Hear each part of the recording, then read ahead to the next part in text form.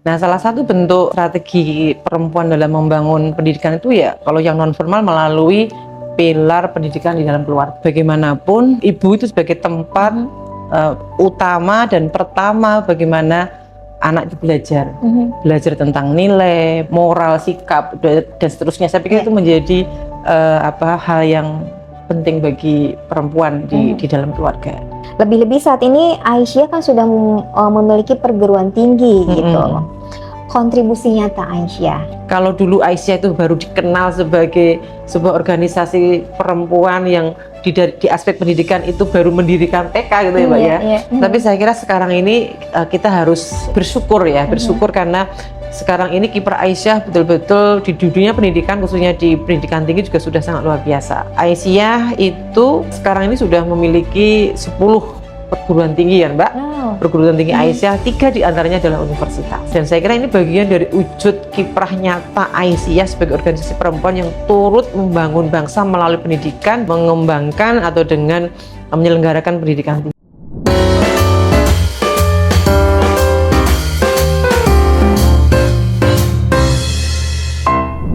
Assalamualaikum warahmatullahi wabarakatuh. Selamat datang di Lensamu Podcast, tempat ngobrol penuh makna. Di episode kali ini ada topik yang cukup penting untuk dibahas tentang peran perempuan dalam memajukan bangsa. Karena di balik kemajuan negeri ini ada banyak gerak perempuan hebat yang bisa membantu membangun negeri, baik sebagai pendidik, baik sebagai pemimpin, pengusaha, penggerak, bahkan juga penjaga nilai-nilai kemanusiaan. Dalam setiap langkah kemajuan bangsa, tentu saja jejak perempuan selalu ada. Kadang-kadang terlihat, kadang-kadang tersembunyi, namun akan selalu ada. Seperti saat ini kami hadirkan perempuan yang bisa kita jadikan tauladan dan juga kita bisa contoh jejak baiknya bagaimana beliau berkiprah memimpin perguruan tinggi yang ada di Yogyakarta. Dr. Warsiti, Sarjana Keperawatan, Magister Keperawatan Spesial Maternitas, adalah Rektor Universitas Aisyah Yogyakarta dan juga beliau sebagai Ketua Majelis Kesehatan Pimpinan Pusat Aisyah periode 2022 sampai dengan periode 2027. Dr. Warsiti ini dikenal sebagai sosok pemimpin yang visioner, punya dedikasi yang tinggi dan berkomitmen membawa Universitas Aisyah Yogyakarta menjadi universitas yang unggul dan berkemajuan. Dan di tahun 2025 di awal tahun, Dr. Warsiti menerima penghargaan Top of the Year 2024 dalam kategori pemimpin perempuan terbaik versi Jawa Pos dan Radar Jogja. Beliau diberikan penghargaan karena dedikasinya dalam meningkatkan kualitas pendidikan di perguruan tinggi. Nah, di bawah kepemimpinan Dr. Warsiti membawa Unisa mencatat prestasi yang cukup signifikan. Kita ngobrol banyak dulu, mudah-mudahan ada insight yang bisa dijadikan beberapa hal yang bisa menginspirasi dan membuat gerak langkah kita semakin mantap ya, apalagi para perempuan. Apa kabar Ibu? Ya, baik Mbak Ocha. Selamat datang di Lensamu Podcast. Kayaknya baru pertama ya Bu ya? Sepertinya demikian. Iya, sepertinya baru pertama ini. Mudah-mudahan nanti beberapa hal yang bisa kita obrolkan, bisa sharing gitu, bisa dibagi. Karena perjalanannya cukup panjang ya. Ibu menjadi rektor di Universitas Aisyah Yogyakarta cukup lama juga ya. Bahkan sebelum menjadi universitas ya Bu ya. Ibu sudah memimpin ya Bu ya. Mungkin Ibu bisa cerita sedikit, karena Ibu juga sebagai seorang pemimpin di perguruan tinggi, perempuan loh ya, rektor perempuan. Ibu juga sebagai Ketua Majelis Kesehatan Pimpinan Pusat Aisyah, bisa sedikit bercerita kepada kami di Lensamu Podcast tentang perjalanan Ibu hingga menjadi rektor Universitas Aisyah Yogyakarta. Baik, terima kasih Mbak Ocha. Baik, sebelumnya Assalamualaikum warahmatullahi wabarakatuh. Halo Sobat Lensamu, tentu saya sangat merasa bahagia bisa bersua pada forum yang sangat membahagiakan ini. Terima kasih Mbak Ocha tadi sudah mengenalkan saya. Sebenarnya saya pribadi itu tidak punya agenda khusus untuk menjadi rektor ya Mbak Ocha. Jadi semua tanggung jawab, semua tugas itu saya coba jalani secara seoptimal mungkin, semaksimal mungkin begitu ya. Jadi perjalanan saya, sebenarnya saya di Unisa bergabung itu sudah persis Mbak. Ini tahun ke-30. Jadi 30 tahun saya sudah bergabung di UNISA yang dulu sebagai akademik perawatan. Jadi saya sebagai asisten dosen waktu itu ya. Asisten dosen karena kami waktu itu baru lulusan D3 keperawatan gitu ya. Jadi saya sebagai asisten dosen sejak tahun 94 akhir, namun diangkatnya 95. Jadi ini persis masuk 30 tahun saya sudah mengabdi di UNISA gitu. Nah, tentu perjalanan 30 tahun ini juga saya lalui, saya punya belajar. Tentu memang belajar dari para senior. Nah, jadi ini penting Mbak Ocha. Jadi memang selain tadi ya bagaimana tugas dan tanggung jawab dilaksanakan dengan sesungguhnya, dengan sungguh-sungguh, dengan dengan semaksimal mungkin dan punya keinginan untuk terus memberikan yang terbaik, itulah yang kemudian terus saya pegang. Dan saya mencoba belajar dari para senior. Para senior yang sudah lebih dulu ya. Jadi modalnya itu hanya niteni gitu ya Mbak Ocha ya. Niteni, kemudian juga meniru dan kemudian bisa menambahi gitu. Jadi memang hanya ATM gitu ya. ATM, iya ATM ternyata gitu Mbak. penting ya. Tadi ya, Ibu betul. mengamati. Jadi mengamati dalam arti kemudian bagaimana kita juga akhirnya bisa memahami masing-masing karakter yang ada. Itu kan penting ya Mbak Ocha ya. Ya, jadi itu kemudian juga setelah mengamati juga meniru dan ini mana yang bisa kita lakukan, mana yang kemudian tidak, mana yang harusnya kita lakukan, begitu ya Mbak Ocha ya. Jadi saya kira itu kemudian kita akan lebih baik kalau jadi ada ATM tadi Mbak Ocha. Itu sebenarnya membangun sana. Jadi tapi tentu memang tidak serta-merta ya Mbak Ocha ya, karena saya merangkak dari asisten dosen, kemudian saya pernah juga sebagai staf yang mengurusi kegiatan administrasi akademik Mbak Ocha. Jadi kalau sekarang kabiro akademik lah gitu ya, tapi saya belum kabiro, jadi hanya di kampus yang sama. Jadi saya memang nggak pernah kemana-mana Mbak Ocha. Jadi nggak pernah kemana-mana. Cintanya ke UNISA dari dulu. Jadi dari mulai saya hanya bertugas mengurusi jadwal mengajar, kemudian menyusun struktur program pembelajaran dan sebagainya, sampai kemudian saya dipercaya untuk bisa, waktu itu pertama saya sebagai ketua program studi, ya. Saya udah lupa Mbak tahun berapa, tapi studi di S1 keperawatan. Tapi sebelumnya sebenarnya pada waktu saya selesai sekolah, saya sempat menjabat sebagai wakil direktur akademi kebidanan waktu itu. Ya, setelah beralih menjadi, karena kan memang UNISA ini transformasinya ya Mbak ya, dari mulai 91 sebagai akademi keperawatan, kemudian 98 menjadi akademi kebidanan. Di situ saya sebagai wakil direktur waktu itu bidang akademik. Kemudian 2003 itu berkonversi menjadi Sekolah Tinggi Ilmu Kesehatan. Itu kemudian pada saat itu saya diberikan amanat untuk menjadi ketua program studi S1 keperawatan. Nah, tapi tidak lama kemudian saya menggantikan di wakil bidang akademik, ketua bidang akademik Mbak. Sampai di tahun 2010 Mbak Ocha ya diberikan tanggung jawab amanah menggantikan waktu itu PAW ya Mbak ya, sebagai ketua Stikes begitu Mbak. Jadi memang itu saya jalani, saya nikmati gitu ya, dan sekaligus saya juga ikut menjadi pelaku dalam proses transformasi dari Akpor ke Stikes, Stikes ke universitas gitu, ya. Saya coba meng-highlight di saat Ibu Dr. Warsiti menyampaikan meniru niteni, dan kami juga sepertinya memang harus mampu juga nih melihat sosok Ibu Dr. Warsiti gitu, harus belajar juga gitu. Jadi saling ya belajar terhadap apa yang sudah dilakukan. Jejak baiknya itu mudah-mudahan juga teman-teman bisa mengikuti.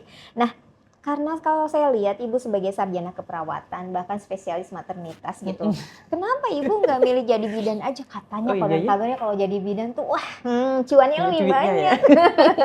Ibu apa yang memotivasi Ibu berkecimpung di dunia pendidikan, khususnya Ibu kan sebagai seorang perempuan? Enggak, jadi bidan aja nih Bu, terima pasien. Walah, kalau itu ceritanya panjang sekali. Oh gitu ya? Iya. Jadi kalau itu ceritanya panjang sekali, karena sebenarnya proses pendidikan saya itu juga tidak, awalnya kan memang saya masuk akademi keperawatan itu kan ingin jadi perawat, bukan menjadi guru kan Mbak ya?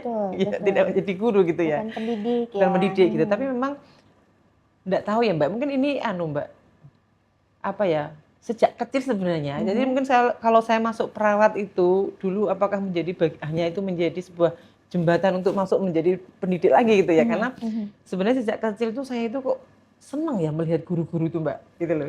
Jadi ceritanya waktu kecil itu kan saya itu tinggal di satu kampung di mana di situ tuh dekat banget dengan perguruan Muhammadiyah Mbak. Ada TK, ada SD, ada SMP itu di sekitar gitu. Bahkan dulu di rumah simbah saya gitu ya, yang saya itu pernah dijadikan sebagai sekolah Muhammadiyah untuk transit aja waktu itu karena gedungnya dibangun sehingga sementara pindah ke rumah itu. Ada TK Mbak, lama itu Mbak ya, pakai TK. Jadi saya bangun tidur tuh udah mendengar anak-anak nyanyi gitu ya. Anak-anak TK nyanyi gitu ya. Jadi memang kok seneng ya kayaknya ya, dan bahkan saya itu dari kecil tuh memang ini Mbak, bermainnya tuh di sekolahan gitu loh. Kalau ada guru mengajar itu Mbak, saya tuh nonton di depan pintu gitu Mbak. Iya, jadi kok kayaknya enak ya jadi guru itu gitu ya. Nah sampai akhirnya keinginan itu muncul, jadi saya mendaftar di UGM, tapi ke pendidikan loh Mbak waktu itu. Karena memang saya pengen ke sana gitu. Tapi karena tidak diterima, akhirnya saya masuklah ke akademi keperawatan. Nah, ketika masuk di akademi keperawatan itulah sebenarnya pertama kali awal saya ditantang gitu. Ditantang oleh waktu itu direktur akademi perawat ya. Kamu mau di layanan apa kamu di pendidikan? Kemudian saya berpikir, kalau saya di layanan itu berarti konsekuensi saya harus jaga pagi, sore, dan malam gitu kan. Saya bayangkan, aduh nanti kalau malam itu, saya belum membayangkan bagaimana nanti kiprah perawat atau peran perawat itu ya ketika nanti dia berjaga di waktu malam dan seterusnya. Kalau mau di pendidikan ya Anda mau jadi asisten dosen di sini gitu. Akhirnya keputusan itu saya ambil, ya udahlah saya kok pingin nih ya tetap jadi guru lah intinya. Waktu itu guru perawat Mbak, bukan sebagai dosen perawat ya. Jadi guru lah gitu. Nah akhirnya ke situ Mbak. Jadi situlah kemudian berawal dari itulah kemudian ya akhirnya tidak menjadi perawat tapi menjadi gurunya perawat gitu. Ya kira-kira begitu. Yang mendorong kemudian kenapa itu menjadi motivasi saya gitu. Karena juga saya pikir perempuan itu harus pinter gitu kan. Ya memang tidak kemudian kalau pinter itu harus jadi pendidik ya Mbak ya. Tapi kan perempuan tuh harus terdidik. Perempuan tuh harus pinter, tidak hanya menempuh pendidikan, tapi juga dia juga harus bisa berperan menjadi pendidik. Gitu. Karena perempuan sendiri itu kan kalau di dalam keluarga pasti juga dia sebagai madrasahnya anak-anak kan Mbak. Jadi kalau perempuannya nggak pinter gimana gitu. Nih berarti banyak belajar biar pinter gitu ya. Nah ibu sebagai pemimpin di perguruan tinggi ya, pemimpin perempuan di perguruan tinggi. Pastinya ada banyak hal yang ditemui ya. Kan Ibu tadi awalnya layanan, punya ilmu juga keperawatan gitu. Kan ada banyak peran strategis yang Ibu harus juga belajar gitu. Peran strategis perempuan dalam membangun pendidikan di Indonesia karena Ibu sekarang sudah ada di perguruan tinggi gitu.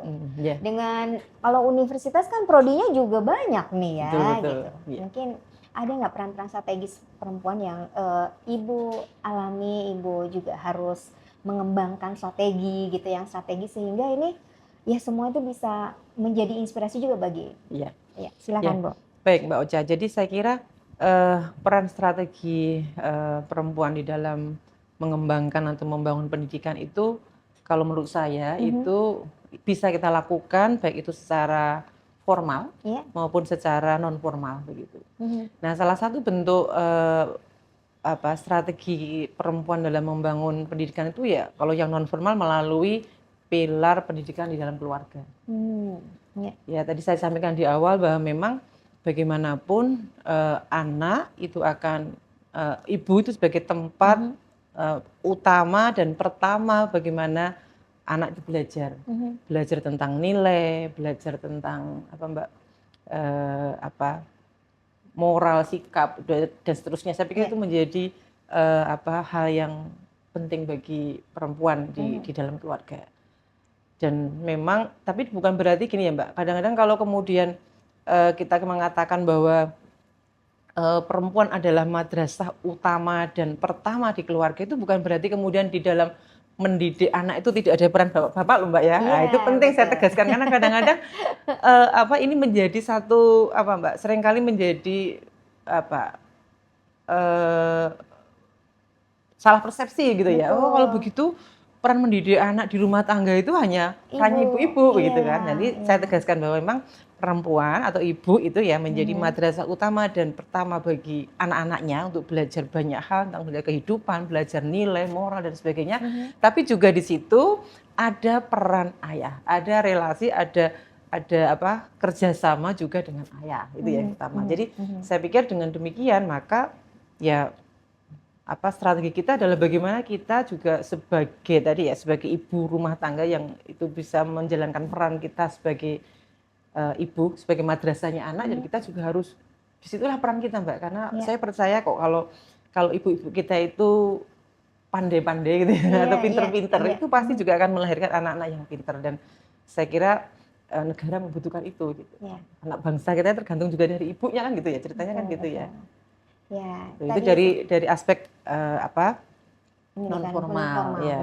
Tapi kalau dari sisi strategi formal ya saya pikir kita sudah tahu bagaimana kalau dalam peran pendidikan ya bagaimana peran yang bisa kita jalankan di lingkungan formal, seperti misalnya bagaimana menjadi guru, kita kan bagaimana guru kemudian bagaimana menjadi dosen, tenaga pendidikan dan lain sebagainya, itu kan adalah bagaimana untuk bisa membangun pendidikan yang berkarakter ya sekarang ya, berkarakter, berkualitas, itu bagaimana juga itu peran-peran perempuan sangat penting saya kira. Untuk bisa menjalankan ke sana. Baik, Ibu sudah memimpin perguruan tinggi yang sekarang unggul, berkemajuan ya, terakreditasi dan mahasiswanya cukup banyak gitu. Yang dipimpin kan tidak hanya perempuan saja ya, ada laki-laki, mahasiswanya juga bukan mahasiswa yang khusus untuk perempuan gitu ya. Betul. Pasti punya tantangan gitu. Nah, tantangan ini kan bukan berarti menjadi rasa takut ya, atau ancaman. Bahkan mungkin Ibu punya strategi. Ini tantangan terbesar yang Ibu hadapi itu apa? Terus biasanya Ibu seperti apa nih? Nah, kan pasti tadi strateginya sudah ada ya, non formal. Mungkin Ibu bisa cerita. Oke. Saya kira kalau kita bicara tantangan pimpinan atau tantangan kita di dalam memimpin sebuah perguruan tinggi itu antara rektor laki-laki sama rektor perempuan itu sama ya Mbak Ita ya. Sama ya. Sama, saya kira tantangannya sama. Kenapa? Karena kan tentu dari sisi proses bisnis yang kita jalankan, kemudian juga regulasi yang kita lakukan pun atau yang kita ikuti pun kan juga sama ya Mbak. Tapi saya mau menyampaikan sedikit saja apa sih sebenarnya tantangan kita gitu ya. Meskipun yang saya sampaikan ini bukan kondisi yang sekarang ada di Unisa ya Mbak ya. Karena tentu kalau di Unisa ini sudah selesai persoalan stereotip gender ini ya. Jadi sama semuanya, mau laki mau perempuan, betul. Ya, tapi kalau secara umum memang tantangan pimpinan perempuan itu antara lain karena memang masih adanya Mbak ya, tuntutan sosial dan juga stereotip gender tadi ya, yang selalu masih ada anggapan masyarakat itu bahwa kepemimpinan itu dominasi laki-laki begitu. Nah, itu yang saya pikir sering masih menjadi ya. Memang tidak semua, kalau sekarang saya pikir sudah menjadi Mbak ya, sudah menjadi sudah tidak lagi lah terjadi di Aisyah terutama, itu sudah Aisyah udah selesai betul. Begitu Ya. Tapi memang ada masih pandangan seperti itu, sehingga kadang-kadang kita terbentur juga perempuan, kepemimpinan perempuan itu seringkali itu tadi terbentur oleh tuntutan sosial dan juga kemudian bagaimana menyeimbangkan gitu kan Mbak, menyeimbangkan peran ibu dalam keluarga dan peran yang harus dia jalankan sebagai seorang pimpinan di publik begitu. Jadi seringkali masih menjadi diskusi gitu ya. Tapi sekali lagi tentu pandangan ini kalau di Unisa itu saya kira sudah tidak lagi ada Mbak. Jadi sudah selesai lah begitu. Stereotip tentang perempuan yang lebih menggunakan perasaan daripada rasionalitas itu udah nggak ada gitu ya Pak ya, Bu ya. Itu justru nanti ketika kita bicara menjadi bagian bagian dari hal yang lebih dari Pemimpinan perempuan itu salah satunya kan menggunakan emotional intelligence itu. Iya betul. Padahal penting banget ya. Iya betul, penting karena itu memahami, EQ itu betul. ya betul, memahami orang lain, memahami emosi diri dan memahami emosi orang lain ya. Psikologi orang lain itu lebih penting untuk dalam mengelola gitu. Oh baik. Tapi ya ada hal-hal yang buat Ibu agak kesulitan nggak Bu dalam mengembangkan, coba saya pikir tadi transformasi di Unisa itu kan luar biasa nih, cukup masif ya Bu ya, dari mulai tadi Akbid, Stikes gitu sampai kepada universitas, bahkan sekarang sudah ada fakultas kedokterannya juga ya Bu ya. Nah ya ada tantangan yang menurut Ibu agak ya cukup, jangan bilang berat lah ya gitu, tapi Ibu cukup kuat untuk bisa menghadapinya gitu. Ya, jadi saya kira Mbak, justru tantangan itu kalau yang kita rasakan ya Mbak, karena kan saya ini kan termasuk generasi apa Mbak ya? Saya generasi Z kali ya. Karena saya tuh Gen Z, Gen X. Artinya gini Mbak, di sini ada apa ya Mbak, perbedaan gap generasi gitu ya, gap generasi justru tantangannya itu justru antara kita dengan mahasiswa gitu ya, lebih banyak ke sana karena memahami anak-anak mahasiswa generasi Z sekarang itu tentu berbeda dengan bagaimana kita mengelola mahasiswa di saat mungkin masih sebelum tahun ini ya, sebelum 2000-an itu kan berbeda sekali gitu Pak. Jadi itu saya pikir tantangan kita. Oleh karena itu saya selalu mengajak kepada dan mendorong kepada seluruh sivitas, khususnya kepada dosen bagaimana kita kalau sekarang dosen-dosen yang generasinya sama sih bisa bisa seiring jalannya gitu ya. Tapi ketika kita berhadapan pada dosen yang dari sisi usianya terlampau jauh sehingga perbedaan ini kan juga akan membawa pada perbedaan nilai dan seterusnya kan Mbak. Ya seringkali ada ada gap gitu ya, ada gap termasuk kesalahpahaman persepsi dan sebagainya. Itu saya pikir justru di sana Mbak. Sehingga kami mendorong itu kepada seluruh sivitas ya, meskipun kita ada di generasi yang jauh dari mereka itu mahasiswa maksud saya, itu bagaimana terus kita tetap bisa menjadi orang-orang yang adaptabel, orang yang beradaptasi, mudah beradaptasi, dengan juga kita juga menjadi orang yang juga tidak gagal teknologi gitu gagal teknologi begitu. Lingkungan perguruan tinggi itu. juga itu dan tantangan kedua ya saya kira memang juga sekarang ini mengelola perguruan tinggi itu harus kompetitif ya Mbak ya, karena regulasi yang ada sekarang ini juga membutuhkan keseriusan dan Mbak kesungguhan lah, kesungguhan dalam mengelola. Dengan tentu kita sebagai perguruan tinggi swasta ya Mbak ya, Mbak Ocha ya, jadi bagaimana kebijakan pemerintah tentang pendidikan ini sungguh sangat harus tetap kita cepat adaptasikan begitu. Itu saya kira sih Mbak. Wah luar biasa, ini mahasiswanya pada betah ya, bahkan Unisa semakin kesini kayaknya mahasiswanya semakin banyak ya Bu ya. Apalagi kalau udah fakultas kedokteran dibuka kan, sudah dibuka kan artinya nambah lagi nih mahasiswanya ya. Jadi semakin berkembang. Sukses ya Bu ya. Bu, cara Ibu membangun kepemimpinan yang inklusif gitu, walaupun di Unisa itu kan mayoritasnya perempuan ya gitu ya. Betul. Jadi tidak eksklusif untuk perempuan, tapi membangun kepemimpinan yang inklusif, memberdayakan, terutama di lingkungan akademik. Karena mayoritas perempuan juga ya Bu ya. Ya. Bukan eksklusif gitu ya. Iya, betul, silakan Ibu. Ya, jadi memang ya Mbak, pertama di Unisa ini kan justru ini juga menjadi bagian dari kami terus melakukan membranding ya, bahwa Universitas Aisyah itu bukan khusus untuk mahasiswa perempuan gitu ya, karena sering masih ada juga Mbak, masih ada meskipun tidak banyak. Kadang-kala kita kasih kedatangan tamu yang mungkin memang belum banyak mengenal kita, masih ada yang menganggap bahwa ada pertanyaan yang muncul, apakah mahasiswa di Unisa itu adalah mahasiswa yang hanya perempuan saja gitu ya. Itu masih ada pertanyaan itu. Tapi ini justru tanggung jawab kita untuk terus membranding bahwa kita itu inklusif gitu ya. Inklusif dalam arti karena tentu dengan kepemimpinan yang inklusif, kepemimpinan yang memberdayakan itu akan bisa menciptakan sebuah iklim akademik ya, iklim akademik yang adil, yang sehat, dan juga yang terus memberikan kesempatan seluruh sivitas itu untuk berkembang tanpa adanya diskriminasi. Itu kan sebenarnya apa ya Mbak ya, tujuan dari pendidikan yang inklusif dan memberdayakan itu ya Mbak. Nah, Saya kira itu. Jadi bagaimana kita terus ini Mbak, terus bisa pertama tentu kita selalu memberikan kesempatan kepada seluruh sivitas, termasuk pada mahasiswa, untuk bagaimana dia terus melibatkan mereka dan sekaligus juga memberikan kesempatan mereka untuk berkembang. Ya. Dalam arti kita ada kebijakan Mbak untuk bisa memberikan kesempatan kepada dosen dan juga tendik itu untuk berkiprah di organisasi kemasyarakatan dan juga organisasi profesi yang ada yang mereka tekuni itu untuk terlibat di sana. Justru kita mendorong ke sana dan bahkan itu menjadi bagian dari indikator kinerja kita. Indikator kita materi bagaimana mendorong kita punya target bagaimana seluruh sivitas Unisa itu bisa terlibat di sana. Satu itu dari sisi pemberdayaannya. Itu. Kemudian kalau dari sisi inklusif ya, Unisa sekarang memang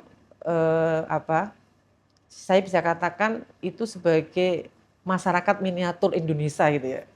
Karena mahasiswanya itu kan sudah tidak bisa hanya dari Jogja ya Mbak ya, dari Jawa, tapi juga sudah ada seluruh wilayah yang dari Indonesia sudah ada di Unisa. Bahkan ada dari luar negeri juga ya? Bahkan ada dari luar negeri. Artinya apa? Tentu dengan berbagai keragaman mereka hadir di sini, beragaman budaya, agama, ya kemudian sosial dan sebagainya, itu tentu kita harus terus menguatkan keberagaman ini. Jadi bagaimana keberagaman itu justru membuat kita semakin asik gitu kira-kira ya. Semakin asik karena apa? Karena dengan mereka berbagai corak karakter itu kan membuat kita semakin ya Mbak ya, semakin kita kita tuh kaya gitu ya. Kaya dengan berbagai keberagaman dan bagaimana itu terus kita lakukan. Kita ada kegiatan untuk bagaimana mereka itu mengembangkan potensi dan sebagainya di setiap hari Sabtu. Itu juga kita ada program-program yang memang kita lakukan untuk memberikan ruang kepada mahasiswa dan sivitas untuk mereka bertemu gitu ya, saling bertukar dan saling di situ punya kegiatan-kegiatan yang pengembangan diri lah gitulah Mbak. Jadi itu. Ibu juga dikenal sebagai ketua Majelis Kesehatan Pimpinan Pusat Aisyah ya. Sejak awal berdiri ini Aisyah dikenal sebagai pelopor pendidikan, terutama pendidikan perempuan di Indonesia gitu ya. Lebih-lebih saat ini Aisyah kan sudah memiliki perguruan tinggi gitu. Kontribusi nyata Aisyah, karena ibu juga tidak hanya pemimpin perguruan tinggi tapi juga di organisasi. Silakan. Ya.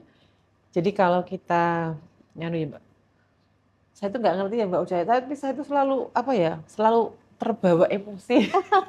Kenapa ini Bu? Ketika saya mengikuti gitu ya, mengikuti jejak Aisyah, mengikuti kiprah Aisyah di dunia pendidikan, ini kan luar biasa ya Mbak Ucaya. Mungkin kalau kita ceritakan bisa 10 SKS sendiri kali ya. Tapi tentu perkembangan yang luar biasa yang saya kira ini menjadi bagian wujud dari kiprah nyata Aisyah di dalam dunia pendidikan ya.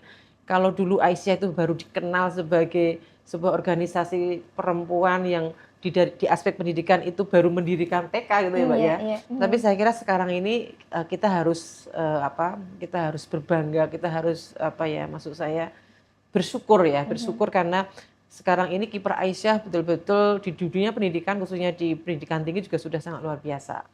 Aisyah itu sekarang ini sudah memiliki 10 perguruan tinggi ya Mbak. Perguruan tinggi Aisyah, 3 diantaranya adalah universitas. Gitu.